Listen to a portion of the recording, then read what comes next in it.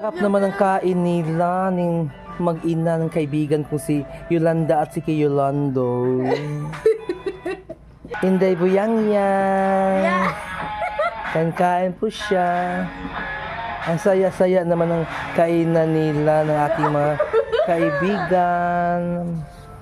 Enjoy! Smiling po si Inday. Anong ulam nyo? Utan. Wow, sarap naman. Taga saan po kayo?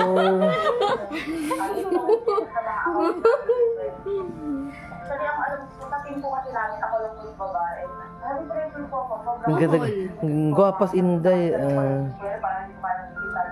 Hindi po madali para sa isang babae si Covid. Kasi pressure po nandiyan.